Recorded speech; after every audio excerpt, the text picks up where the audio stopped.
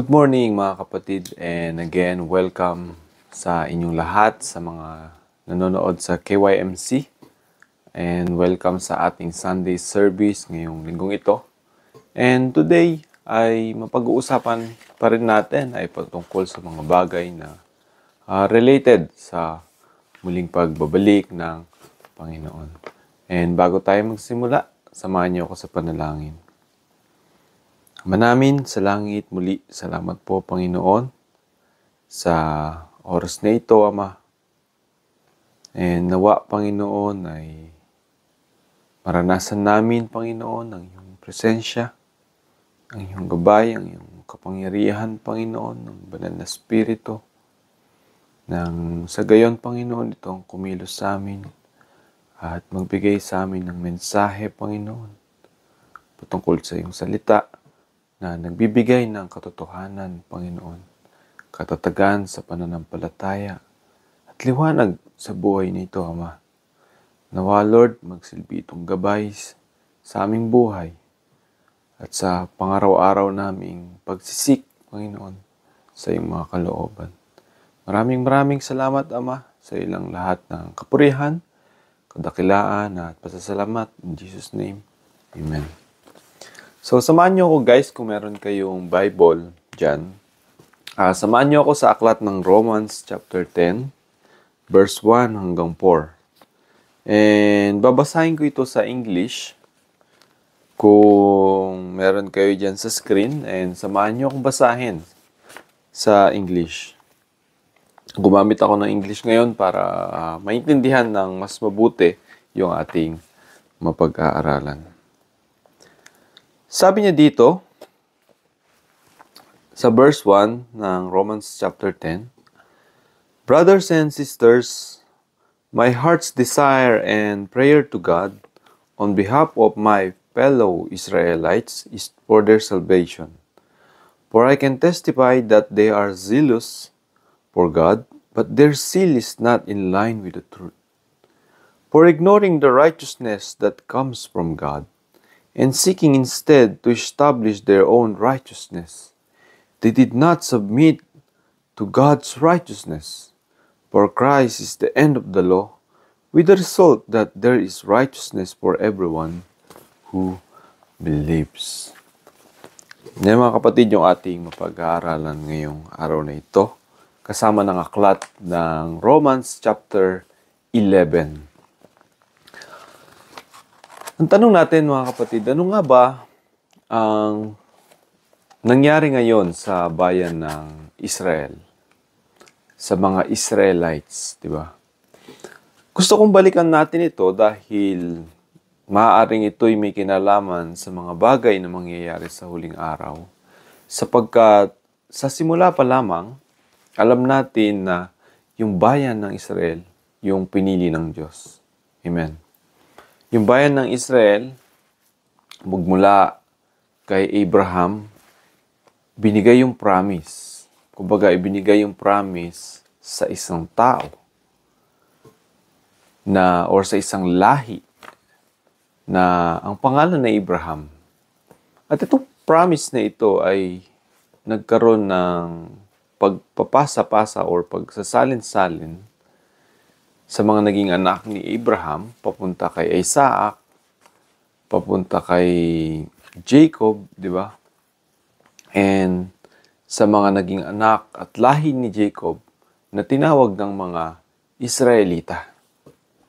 And ngayon, ang usapan dito, o ang tanong natin ngayon, ano na nangyari ngayon doon sa promise na binigay sa mga Israelita? Hindi ba dapat sila yung nagtamo or nagkamit ng promise na ibinigay sa kanila? Binigay ng Panginoon nating Diyos sa kanila yung lahat ng kanyang kautusan, yung mga katuruan ni Moses, yung mga katuruan ng mga propeta, mga isinulat na awit ni David, at marami pang bagay patungkol sa Diyos, patungkol sa mga bagay na kailangan nilang malaman sa kalooban ng Diyos. Ibinigay sa lahat ito sa mga Israelita kalakip nung promise na hinihintay nila. Kaya naman, itong mga Israelita ay tunay nga na naging mga tapat, tunay na naging zealous, sabi dito kanina. Sa verse 2, "For I can testify," sabi niya, "that they are zealous for God." Ibig sabihin, meron silang zeal. Meron silang dedikasyon, meron silang panata dun sa kanilang ginagawa. Nananatili sila dun sa kanilang panuntunan na binigay ng Diyos sa kanila. Pinagsumikapan nilang dalhin, isinabuhay. Kung titingnan mo nga yung isang Israelita at that time, kapanganakan pa lang, tinuturuan na siya kung ano yung mga kultura sa Israel ng mga Israelita, ano yung Passover, ano yung mga dapat nilang isuot na damit, di ba? May mga times pa nga dyan sa kautusan na yung damit nila, bawal yung synthetic, sa pagtatanim, bawal yung tinatawag na grafting, yung pinagdudugtong mo yung ibang lahi ng halaman, let's say mangga, ibang lahi ng mangga, sa isa pang lahi ng mangga, pinaghahalo mo, bawal yon. And bawal yung mga hayop, bawal yung yung mga crossbreeding, ganyan. And may mga bawal na pagkain, bawal yung pagkain ng baboy, bawal yung pagkain na depende dun sa may hugis ng paa na dinidescribe ng Bible. Bawal yung mga seafood na walang kaliskes. Lahat yan, imagine, tayong mga Gentiles, tayong mga hindi Israelita, hindi naman natin yan nakalakihan, yung mga practices na yan. Pero sila, mula pa pagkabata, sinikap nilang gawin yung mga bagay na yan. Nire-recite nila yung Torah, nagdadasal sila ng mga bagay ayon sa kautusan, ginagawa nila yan araw-araw.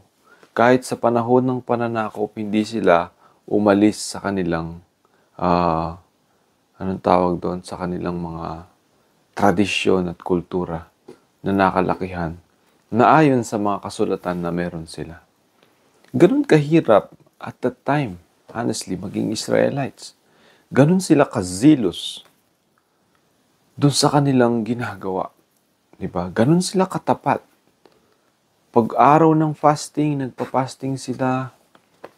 Pag-araw ng Passover, ito yung ginagawa nila. Nag-aalaga sila ng hayop na gagamitin nila bilang sacrifice para sa kanilang kasalanan. Pinapanatili nilang malinis ito. Panganay sa lahat, walang bahid. Imagine yung mga ganong bagay, ang hirap gawin. Kung tayong mga hentil, titignan natin or ilalagay natin yung mga yun sa ating buhay. Bawal kumain ng ganyan, bawal gumawa ito. Dapat sasamba ka sa araw na ganito. Bawal magtrabaho sa ganitong araw, sa araw ng Sabat. Kung tayong mga hentil, ilalagay natin yung buhay natin sa kanila. Ang hirap. Ang hirap gawin. Kaya naman masasabi natin na talagang sobrang zealous, dedicated na mga Israelites sa panahon na yon. And the question is, sabi ko nga kanina, ano na nangyari doon sa promise, di ba? After nilang sumunod ng lahat-lahat, after nilang mamuhay doon sa mga panuntunan na yon na lahat-lahat, anong nangyari doon sa promise na suppose sila yung nakatanggap? Di ba? Na suppose sila yung nagkamit. Kaya ngayon gusto kong makita ninyo ito. Sapagkat ito yung dahilan kung bakit hindi natanggap ng mga Israelite yung promise. Siyempre, given na naintindihan natin na una, yung promise na dapat tinanggap nila, ipinapako nila sa krus. Si Jesus Christ, hindi nila kinilala. Yung Diyos na sinamba nila sa disyerto, yung Diyos na sinamba nila sa ilang nung nagkatawang tao, hindi nila tinanggap. Yung righteousness niya, hindi nila tinanggap.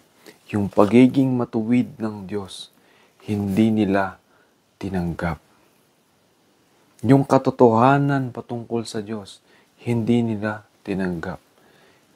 Bakit? 'Di ba? And paano?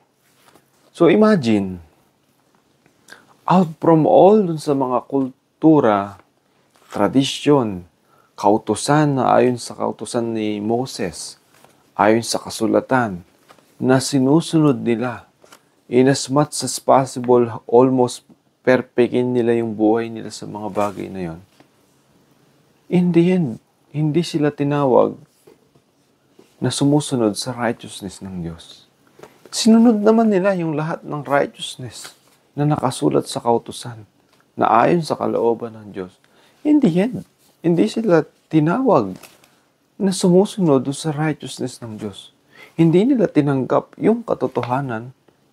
But every day, mula nung pinanganak sila, di ba?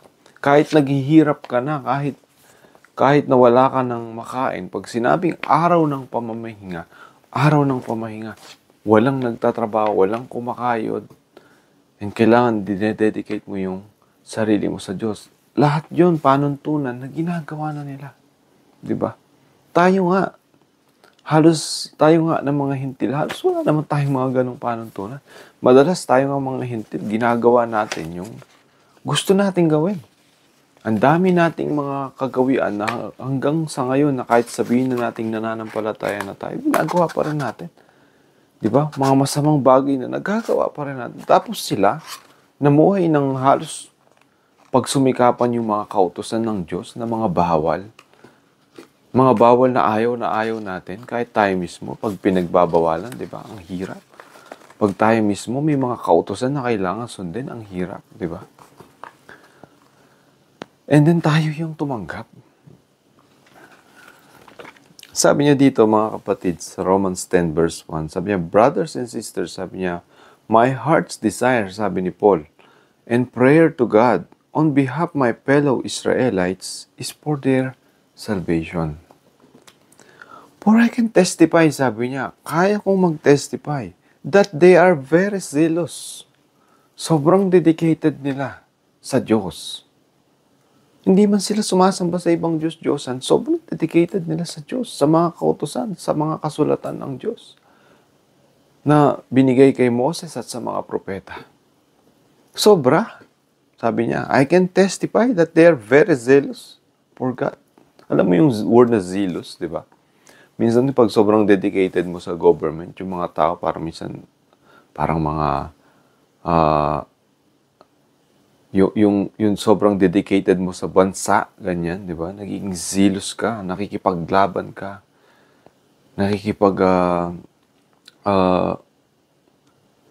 aktivista ka para sa bansa, para dun sa dedikasyon mo sa bansa mo, or sa isang bagay, nagiging zealous ka doon, di ba? Parang pamilya, parang kapag may nangyari sa pamilya mo, makikita mo kung gaano ka zealous para sa pamilya mo. Sabi niya, I can testify that they are zealous for God, but their zeal is not in line with the truth. Sabi ni Paul. Yun, madaling sabihin, madaling isipin. Tayong mga Christian ngayon, pag sinabing where they're not in line with the truth, diba? Probably, isipin natin, gumagawa siguro sila ng masama. Gumagawa siguro sila ng against dun sa kautusan. Hindi naman talaga nila sinusunod. Hindi yun yung tinutukoy dito na truth, mga kapatid.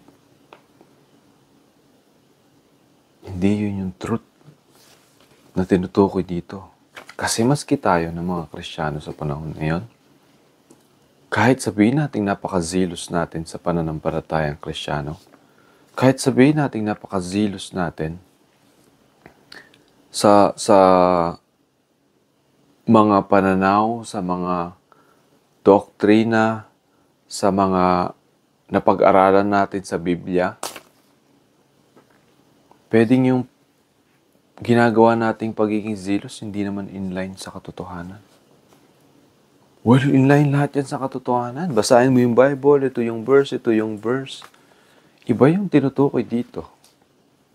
Pagdating sa katotohanan na sinasabi ni Paul. Yes, inline sila doon sa zealousness nila, kahit doon sa word for word na nakasulat sa kautusan. Silos sila doon. Tayo din, word for word sa Bible. Minsan, translate mo pa yan.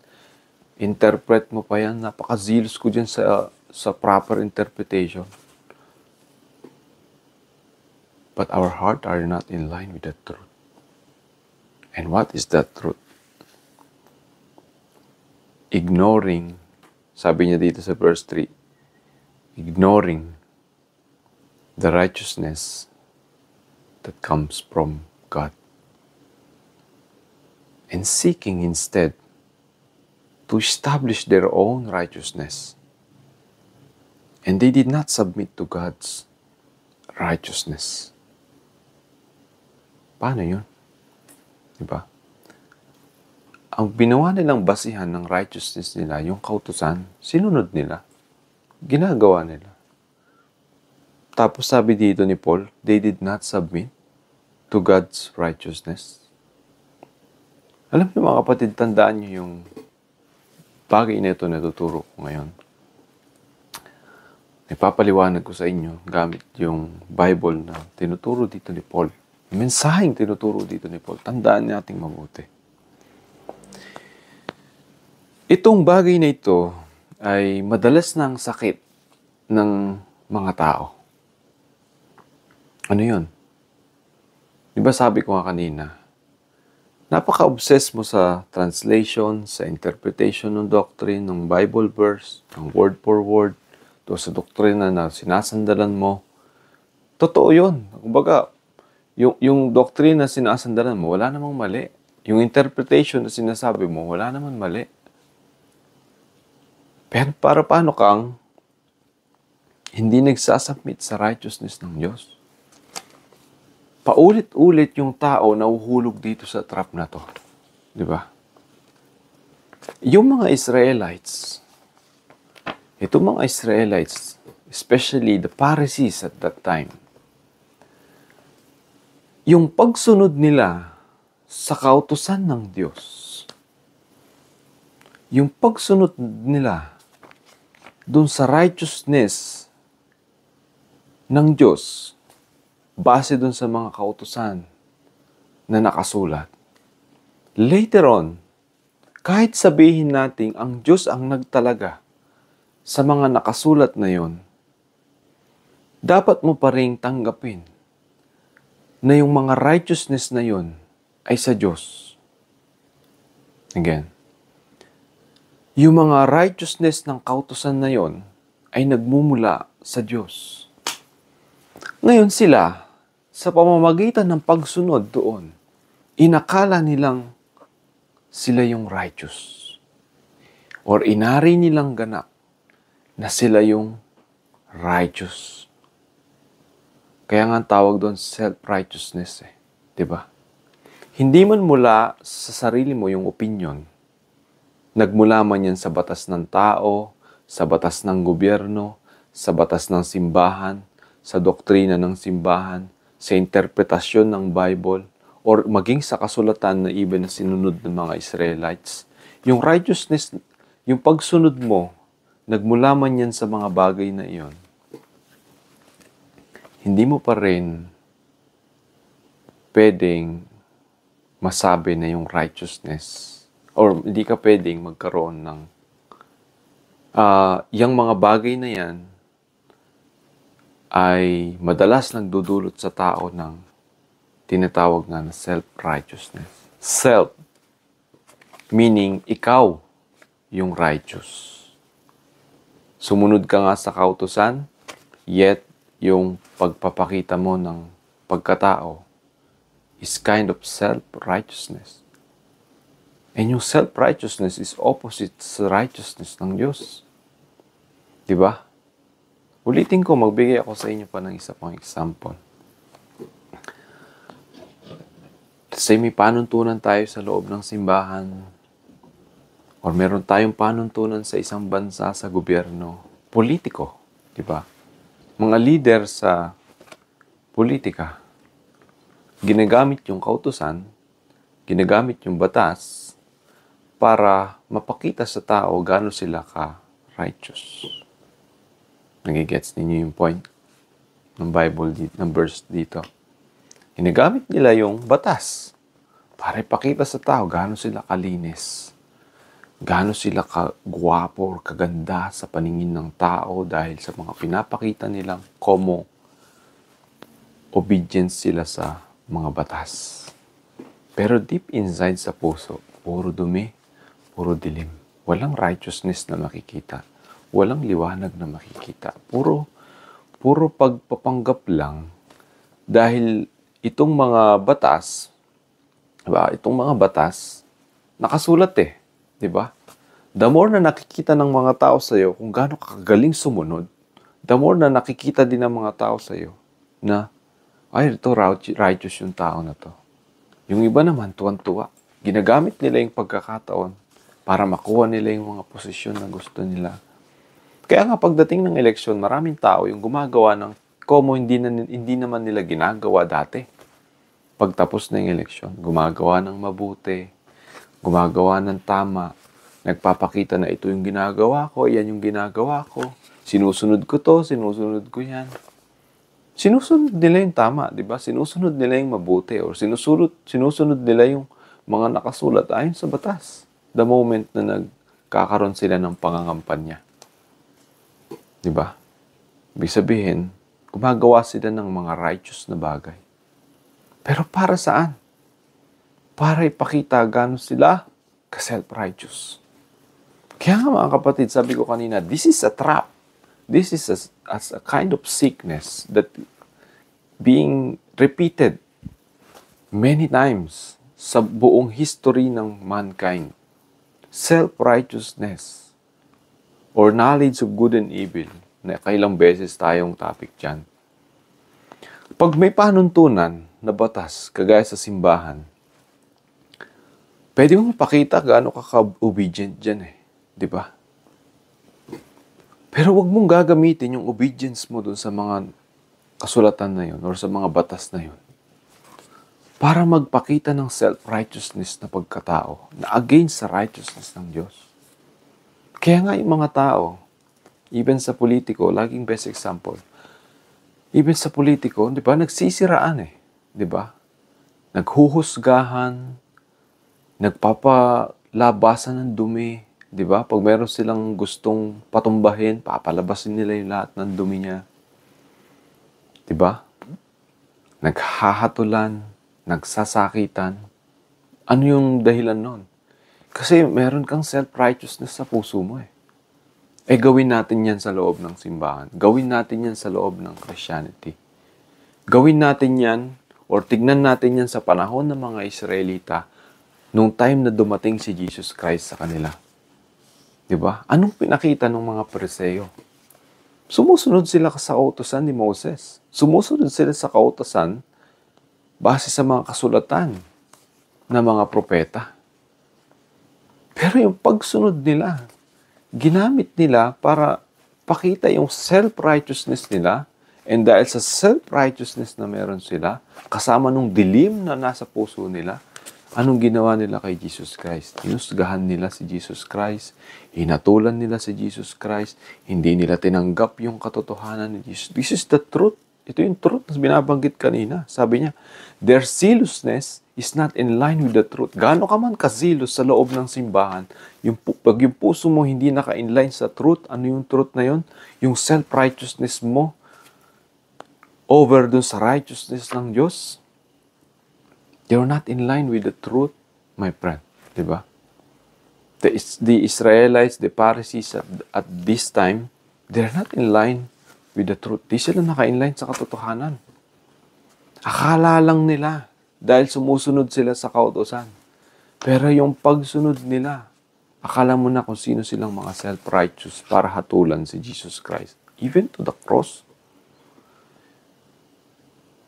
Hindi nila nakita yung righteousness ng Diyos. Hindi nila nakita yung kabutihan ng Diyos. Hindi nila nakita yung pagpapatawad. Di ba? Kaya nga yung mga tao, ano yung sakit na to? Nagiging obsessed sila sa cleanliness. Nagiging obsessed sila sa perfection. Nagiging obsessed sila sa pagpapakita kung gaano sila kagaling, kung gaano sila kabuti, gaano sila katalino. Di ba? Example pa ulit sa simbahan. Di ba? Kunwari may dumating na isang malaking kilalang pastor sa buong mundo. Sikat siya. Nag-conduct siya ng seminar. Di ba?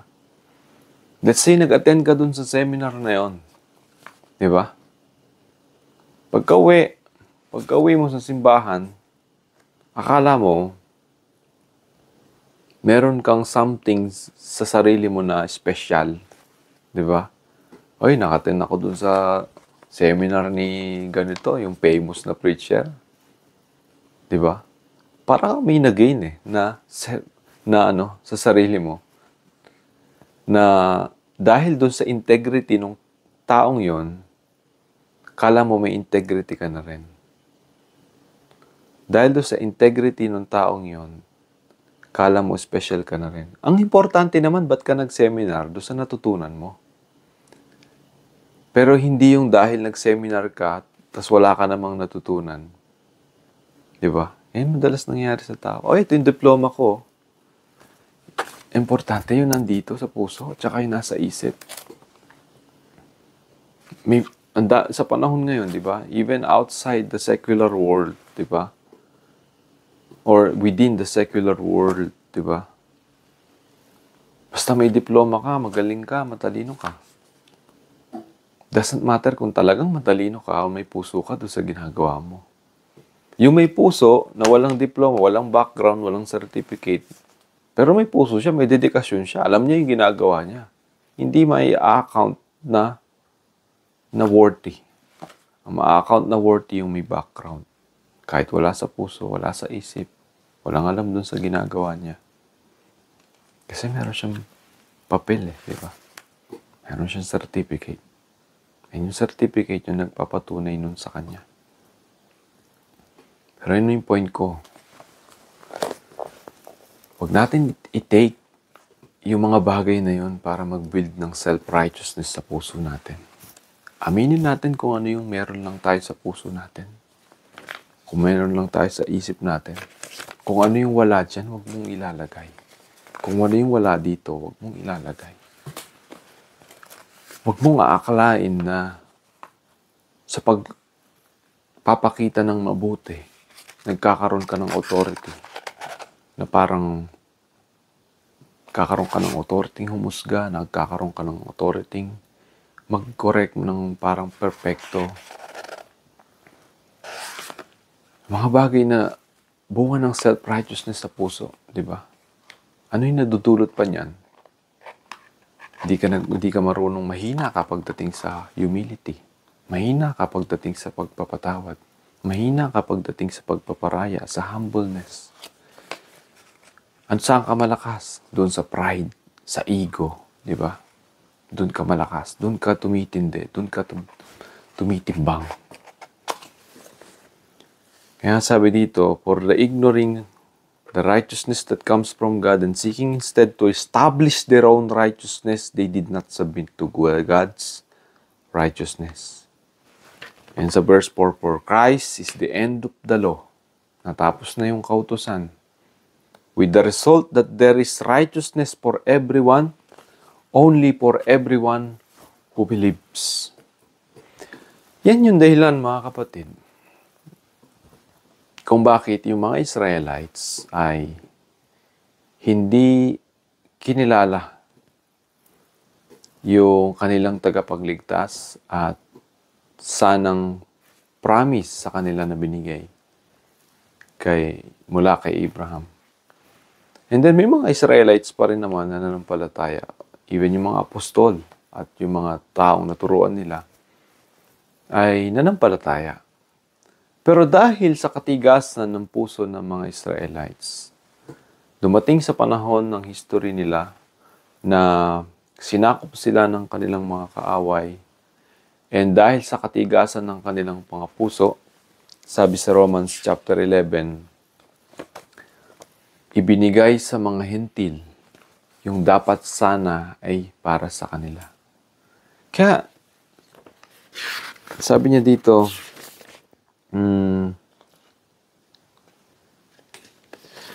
sa verse 25 ng Romans chapter 11, mga kapatid, isang hiwaga ang nais kong malaman ninyo upang hindi maging mataas ang palagay ninyo sa inyong sarili. Yan ang naman sabi ni Paul.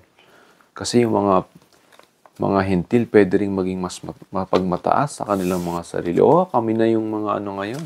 Kami na yung mga Israelis. Kami na yung mga nasa righteousness ngayon ng Diyos. Self-righteousness pa rin yun, mga kapatid. Yung ganyang pag-uugali. Kami na ngayon yung mga magagaling sa doktrina, sa interpretasyon. Sabi niya, para hindi maging mataas ang palagay ninyo sa inyong sarili. Ang pagmamatigas ng Israel ay isang bahagi lamang, sabi niya, hanggang sa mabuo ang takdang bilang ng lahat ng mga hentil na lalapit sa Diyos. Ito yung mensahe ni Paul. Sabi niya, darating daw na yung panahon na mabubuo ng Diyos yung sapat at takdang bilang na number ng mga hentil. Ibig sabihin, balang araw yung mga Gentiles, yung gospel, yung word of God, yung salvation sa mga Gentiles ay magtatapos pag nakumpleto yung takdang bilang. Maybe sa wakas ng panahon. Maybe sa wakas ng panahon, tuluyan ng magiging matigas yung puso ng mga tao up to the point na hindi na nila kikilalanin ng Diyos. And at that time, sapat na ang bilang ng mga hentil. Sabi niya, sa paraang ito, sabi niya, maliligtas ang buong Israel tulad ng nasusulat. Magmumula sa sayo ng tagapagligtas, papawiin niya ang kasamaan sa lahi ni Jacob. At ito ang gagawin kong kasunduan namin kapag pinawi ko na ang kanilang mga kasalanan. So darating daw yung panahon na manunumbalik yung mga Israelita, mga pinili. Manunumbalik sila sa pananampalataya. Yung sinampalatayanan natin kay Jesus Christ ay sasampalatayanan din natin. Din nila. Papawiin ng Diyos ang kanilang mga kasalanan. Dahil tinanggihan ng mga Israelita ang magandang balita, sila'y naging kaaway ng Diyos. At kayong mga hentil ang nakinabang. Ngunit dahil na sila ang mga hinirang ng Diyos, sila'y mahal pa rin niya, sabi ni Apostol Paul sa Romans 11, verse 28. Sapagkat hindi nagbabago ng isip ang Diyos tungkol sa kanyang mga kaloob at pagtawag. So, hindi nagbabago ang Diyos sa mga promise na binigay niya sa Israel. Noon kayong mga hentil ay hindi sumusunod sa Diyos, ngunit ngayon kayo ay tumanggap ng habag ng Diyos nang sumuway ang mga Hudyo. Diba? Gayon din naman dahil sa habag ng Diyos na inyong naranasan, sinusuway naman ngayon ng mga Hudyo ang Diyos. Nang sa gayoy maranasan din nila ang kanyang habag. So kung tayo daw na suwail, dati ay nakaranas ng habag ng Diyos, ngayon naman hinahayaan ng Diyos na maging suwail ang mga Israelita upang maranasan din ang habag ng Diyos. Sapagkat hinayaan ng Diyos na maalipin sa pagsuway ang lahat ng tao upang maipadaman niya sa kanila ang kanyang habag. Diba? Yan ang nakasulat sa Romans 11. Sabi niya sa verse 19, sasabihin mo naman, pinutol ang mga sanga upang ako'y maidugtong. Totoo yan. Pinutol sila dahil hindi sila sumampalataya. Pinutol yung mga Israelites, kumbaga sa puno na tinutukoy dito yung olive tree, dahil yung mga Israelites ay hindi sumampalataya, pinutol sila sa puno. Ngunit ikaw naman, sabi niya, ay nananatili sa puno. Tayo naman daw ng mga hentil ay idinugtong doon sa puno. Nananatili sa puno dahil sa iyong pananampalataya. Kumbaga, yung promise ay binigay sa mga Israelita. Nasa kanila yung puno. Nasa kanila yung ugat.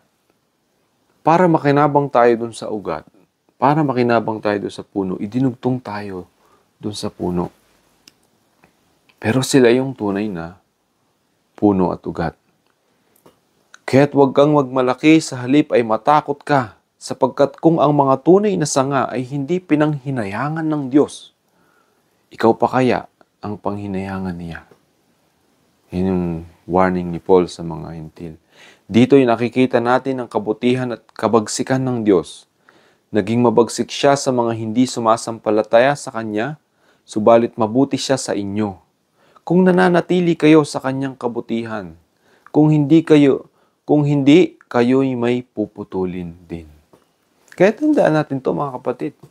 Tayo na mga hintil, tayo na nagsasabi ngayon na sumasampalataya, tayo na nagsasabi ngayon na maraming nalalaman, huwag nating hayaan na magtanim tayo ng self-righteousness sa puso natin.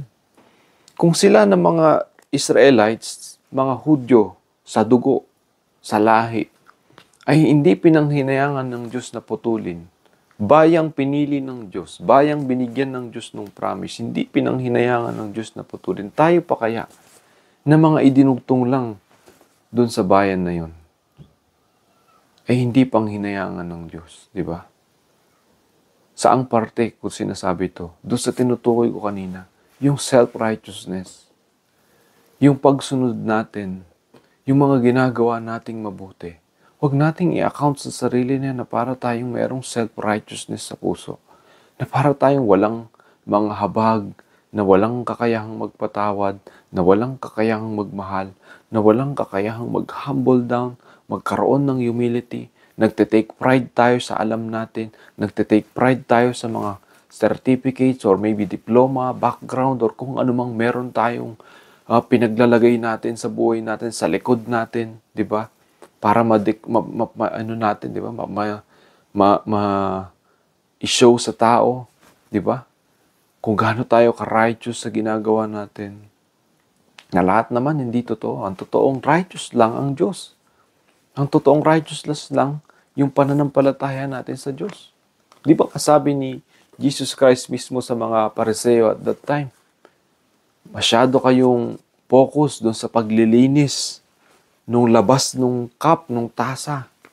Pero yung nasa loob, nung tasa, hindi nyo nililinis. Hindi nyo tinitignan. Puro dumi. Masyado kayong focus doon sa nakikita sa harap.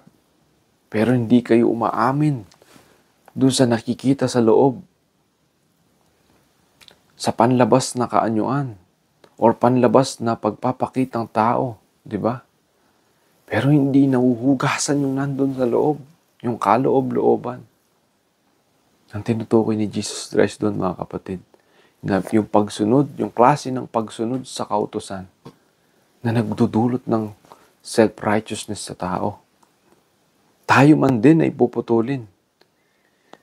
Dito'y nakikita natin ang kabutihan at kapagsikan ng Diyos. Sabi niya, naging mabagsik siya sa mga hindi sumampalataya sa Kanya. Kung ikaw nasangang galing sa ulibong ligaw, sabi niya, sa punong ulibo na ligaw ay naidugtong sa tunay na ulibo. Kahit na ito'y salungat sa kalikasan, lalo pang madaling idugtong sa puno ang mga talagang sanga nito. Sabi niya, kung ang pagtatakwil sa kanila, sabi sa verse 15, ay naging daan upang ipagkasundo sa Diyos ang sanlibutan, ang muling pagtanggap sa kanila ng Diyos ay matutulad sa muling pagkabuhay ng patay. Yan ang mga Israelita, yung promise na ipinangako sa kanila ng Diyos.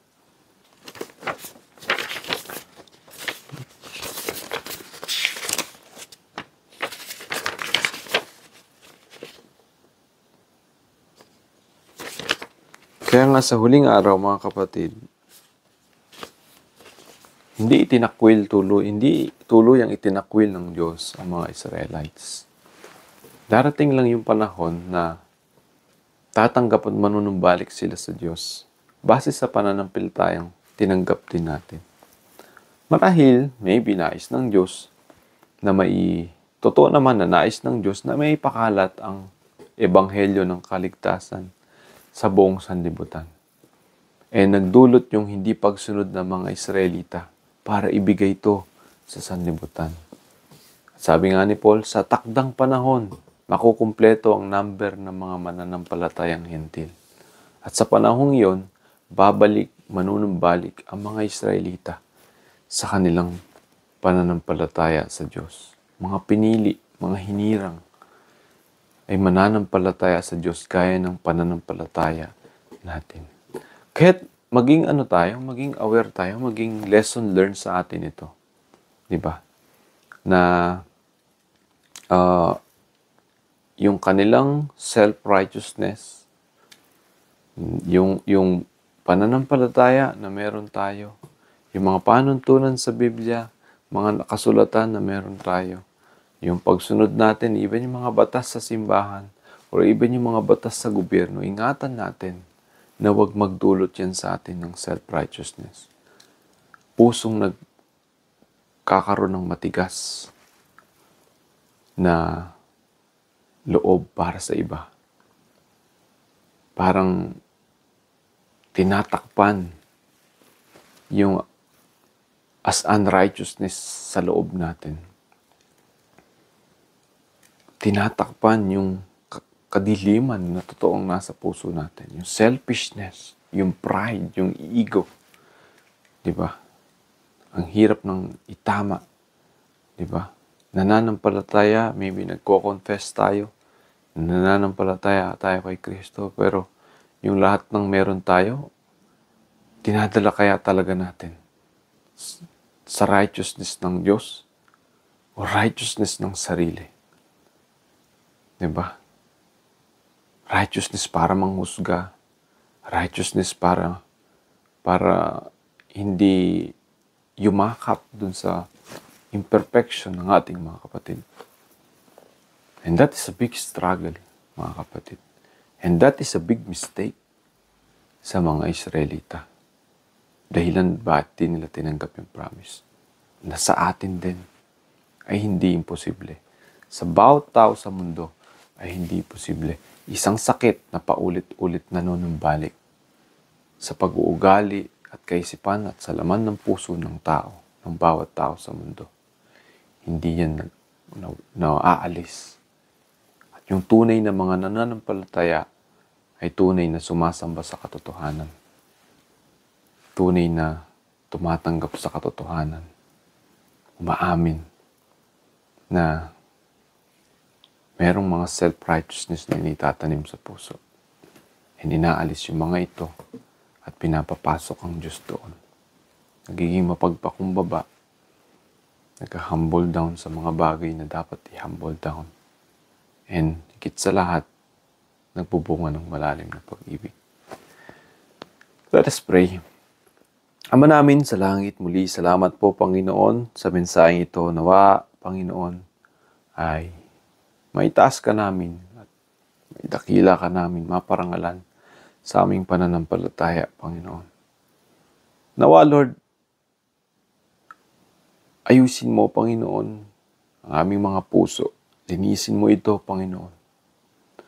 Huwag mong hayaan naman na mabihag kami ng mga inaakala naming pagsunod o tama sa puso namin. Alam namin naman na kami lahat ay makasalanan. Kaming lahat ay gumagawa ng mga kamalian. Kami lahat ay lubuluhod sa iyong harapan.